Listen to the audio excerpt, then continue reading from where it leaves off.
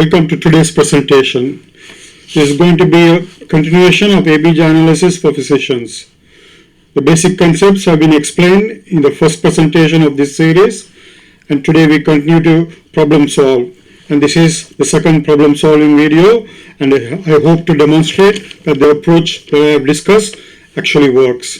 If one follows these steps diligently, it would lead to the correct assessment. Well, it's all well and good for me to say that, but does it really work? Let's see. The scenarios have been taken from real life ward work and from online resources such as anesthesiamcq.com, ACLS resources, textbooks, Life in the Fast Lane resources, and teaching videos by Dr. Dillon and Dr. Smith available online. They and I have reached the same final analysis, but by slightly different methods. Have I been able to walk the talk? Have a listen and you can decide. Over the years, I've gained so much from so many. Some amazing people in my life who have cared with boundless love. Eternally grateful I am to them. I'm also thankful to the teachers who have given without holding back. So, can I give something back? I certainly hope so. Hopefully, this will be helpful to some young physicians in their clinical journey and in their exam preparations. That for me would be amazing. Alright, let's begin. Follow the steps diligently and it will lead you to the correct assessment. I've said this before, but try it, you'll find out. Alright? This will be the order of the results, so just reminder. Okay, now moving on to ABG scenario 12. The pH is on the higher side, alkalemia, and the PCO2 on the lower side. So pH and PCO2 moving in opposite direction. I assess that this patient's got an acute respiratory alkalosis. Why acute? That's what the clinical scenario describes. Okay, so the next step is to look at the compensation. Looking at it, I would say that this is inadequately compensated. Why do I say that? For acute respiratory alkalosis, you expect the bicarbonate to drop by 2 for every 10 decrease in PCO2. Here, the PCO2 delta is 15. So you would have expect the bicarbonate to have moved by at least 3. Which it has not done here. So we say that this patient's got an acute uncompensated respiratory alkalosis. Okay, moving on to the next scenario. Again, the scenario describes an acute presentation. The pH here is on the lower side, PCO2 on the higher side. So I assess that this patient's got an acute respiratory acidosis. Alright, now I also have written that this patient's got a metabolic acidosis. Why so? Is it because the bicarbonate is given as a lower value here and there's a base deficit? No, that's not the reason. Okay, so now I've assessed that this patient's got a respiratory acidosis, so I go and check for the compensation. Okay, in an acute respiratory acidosis, for every 10 increase in PCO2, you expect the bicarbonate to drop by 2. That's in an acute respiratory acidosis. Okay, here the delta PCO2 being 30, you expect the bicarbonate to have dropped by 6. Okay, and it should be around 18. But here the actual bicarbonate is way lower than that, 14. So I assess that this patient's got a mixed disorder of respiratory acidosis and metabolic acidosis. Okay, I mentioned that this is an interesting ABG. I think this is the first time we're seeing the bicarb is on the lower side, and an example of that we'll see many more in the coming days. Thank you. Okay, let's look at the next scenario. Okay, clinical context is always king. We got to remember that. So they are describing a patient who's got a chronic problem, who's come into hospital with an acute exacerbation, recovered, now is ready to go home with his chronic problem being in a stable status. Okay, so the pH is on the lower side, PCO2 on the higher side, opposite direction. So I would say that this patient's got a respiratory acidosis. Okay, we do know that it is chronic and it is stable. Okay, does the expected bicarbonate confirm that? Okay, for that you need to know the delta PCO2, okay, which is 15 in this scenario. So in a chronic respiratory acidosis, so for every 10 you expect, every 10 change in PCO2 you expect the bicarbonate to move by 4. Okay, here the delta PCO2 being 15, you expect the bicarbonate to have risen by at least 6 and the bicarbonate level to be 30, which is what it exactly is. Okay, so the bicarbonate confirms that this is a chronic stable respiratory acidosis. Okay, does the change in or movement in pH also help us to confirm that? Let's have a look. For that, again, you need to know the delta PCO2, okay, which is 15. So you multiply by the factor 0.003 into delta PCO2 for a chronic respiratory acidosis to confirm the pH change. Okay, so when you multiply delta PCO2 by the factor 0.003, you get the value of 0.045. Then you take that value and subtract it from 7.4 and you get a expected pH here, which is 7.355. We look at the patient's current pH, which is 7.34, and it's well within the acceptable range. So in summary, this patient has a chronic respiratory acidosis with a adequately compensated response in terms of the clinical context. All right. Moving on to the scenario 15. Okay, so the scenario actually I would say describes an acute presentation. Okay, it's within 2 days and I would still say it's an acute presentation into hospital. So the pH is on the lower side, PCO2 also on the lower side, both on the same direction. So I would say this patient's got an acute metabolic acidosis. Okay, so looking at that, so then I would go look at the bicarbonate and the base deficit if given. Okay, I had previously spoken about this base excess or deficit and then in what context will I use it. This is the only either it's an acute metabolic acidosis or acute metabolic alkalosis are the only condition when I would use the base excess to confirm my primary diagnosis. Okay, this is the only scenario I would use it. Okay, it has a use and it is in such scenarios. Here the base deficit confirms that this patient's got a primary metabolic acidosis. What's the next step? I would use the Winter's formula to look for the respiratory compensation, which should be, I've given the Winter's formula, I've explained it in the previous videos, but here the expected PCO2 is around 36. But when we look at our patient's PCO2, it's much lower than that. Okay, so we would say that this patient's got acute metabolic acidosis and a primary respiratory alkalosis.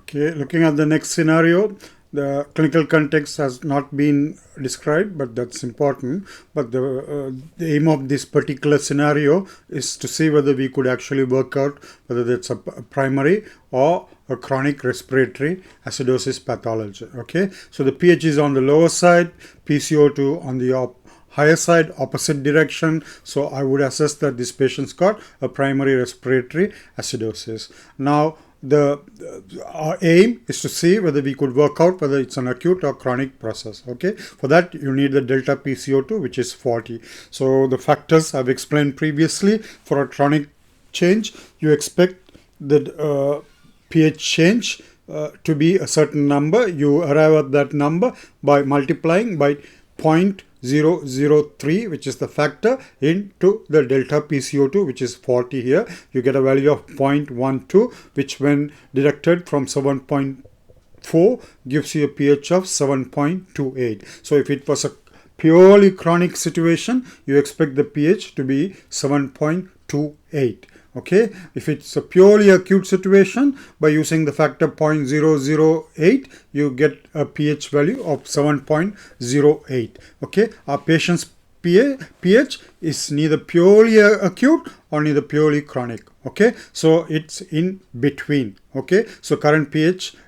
So by what factor has the current pH moved? You can work that out as well. Okay, so you deduct current pH from 7.4 and you get a factor of 0.22. So looking at the factor, this particular current pH is between the factors for a chronic change and an acute change. So it's in between. Okay, so can the bicarbonate give us that idea as well? Yeah, absolutely. We've done that previously as well. So for an acute respiratory acidosis, the expected bicarbonate would be around 28 in this particular situation. I've given the values before how they move. Please have a look. And then for the chronic, the expected bicarbonate would be around 40. Okay, our patient's bicarbonate is in between these two. Okay, so looking at the bicarbonate and looking at the pH and the factors that the pH has moved, you could say this patient is in a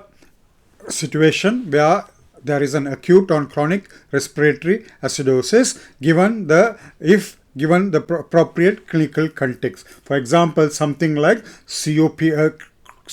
chronic stable COPD patient coming into hospital with an acute exacerbation, you expect to see such an ABG in the emergency department. Okay, if you look at the previous scenario, then we have discussed about a chronic stable COPD, which will give an idea how this is different from that. Okay, now going into the scenario number 17, have a look before I would actually explain this in the next slide, but before doing that, see whether you can work it out for yourself before looking at the answer. Thank you. All right, coming to scenario 17.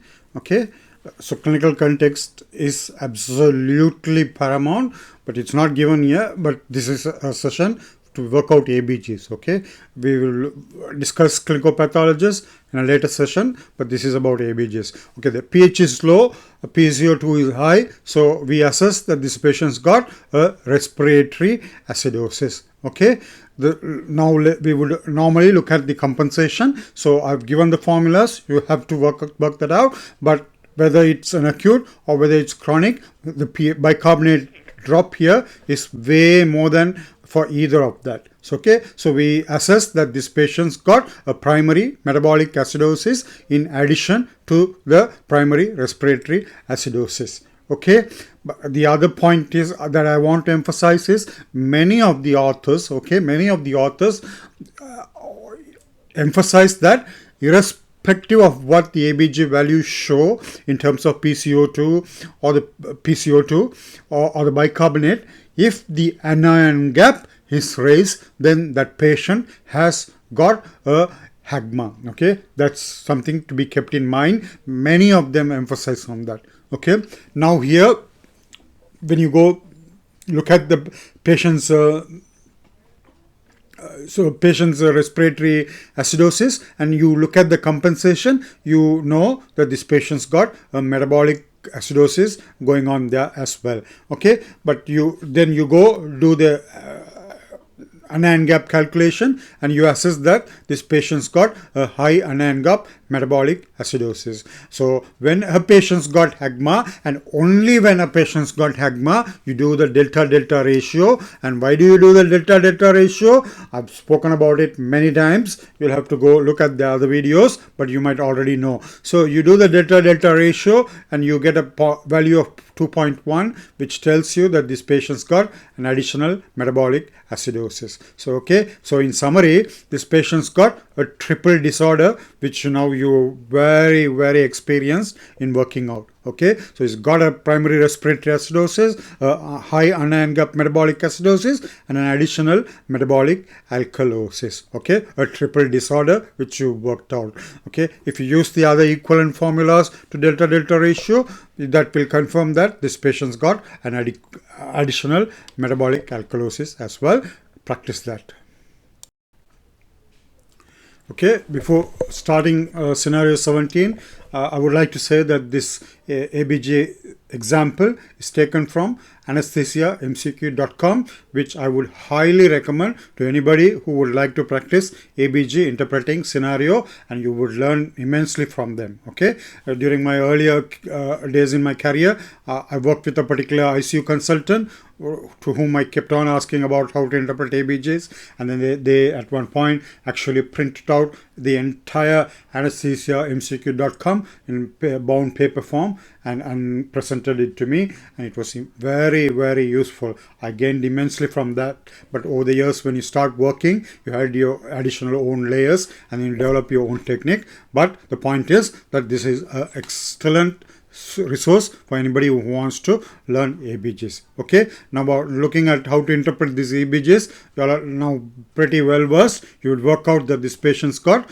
a primary respiratory alkalosis. Okay, and then you work out, given the scenario, it looks chronic, and you work out for a compensation for a chronic, and then you find out that this patient's got an additional metabolic acidosis. This despite the bicarbonate being low, you say that this patient's got a metabolic alkalosis. That is because the compensation is not low enough. Okay, so the patient's got a respiratory alkalosis and a metabolic alkalosis. Okay, next you look at the anion gap, as you must, and then you find that he's got an AGMA, and only when they've got an AGMA you do the delta delta ratio, and then you can do the other equivalent methods, and in this case you identify they've got a metabolic alkalosis as well. Okay, so you have identified a triple disorder: respiratory alkalosis, AGMA, and metabolic alkalosis. Okay, the point I wanted to emphasize is the chloride being low. Okay, many of the authors, including anesthesiamcq.com, emphasize the fact that if you've got a low chloride in relation to the sodium level, then you strongly suspect that this patient's got a metabolic alkalotic process going on. Okay, some authors even say if you've got a hypochloremia, then that is metabolic alkalosis. Okay, I'm not that confident because I'm not that well versed into physiology, but I would say if you got a low chloride level in relation to the sodium level, strongly suspect a metabolic alkalotic process going on. That was the point I wanted to emphasize in this slide. I wanted to actually add something about the previous slide to emphasize about the metabolic alkalosis and the clues pointing towards that. So if you look, the patient had a respiratory alkalosis. You expect the bicarbonate to drop, but that had not dropped enough. Being on the higher side, bicarbonate actually showed that compensation had a component of metabolic alkalosis going on there. Okay, and then you had the hypochloremia in relation to the sodium level, which was low, giving you a clue of metabolic alkalosis as well. So even before you did your AGMA and did your delta delta ratio, you knew that this patient has a metabolic alkalotic process going on there. That's something you learn with practice, but I wanted to emphasize that. Okay. All right, coming to the ABG scenario 18, this is another example taken from anesthesiamcq.com. Okay, please visit that site. You can learn a lot. Okay, now looking at y'all, by now you are quite well versed with working out. You all would identify a primary respiratory alkalosis, and then when you do the compensation, you all would note that the bicarbonate is way low than expected, so they've got an additional metabolic acidosis. You do the anion gap, and then you find that it's on the higher side. So the patient's got, already you identified, patient's got two disorders, okay, respiratory alkalosis and asthma. Because it's an asthma, and only because it's an asthma, you do the delta-delta ratio. You can do that by either method that I have explained, and you will find that the patient's got an additional metabolic alkalosis, okay. So within a minute, you identified triple disorders, okay. The patient's got a primary metabolic acidosis, a primary metabolic alkalosis, and a primary respiratory alkalosis, okay. So the ABG would tell you, that's all that the ABG would tell you. So you have to use the clinical context and work out what happened first and then what caused what. Okay, what was the etiopathogenesis, the pathological process, and what came first and what came second. That's something we could discuss in another session, but this is how you would work out the ABG. Okay. All right. I hope that was helpful. I'll be so happy if someone gained something from that. Thank you very much, everyone. See you again with another problem-solving ABG session with more ABG scenarios. Take care until then.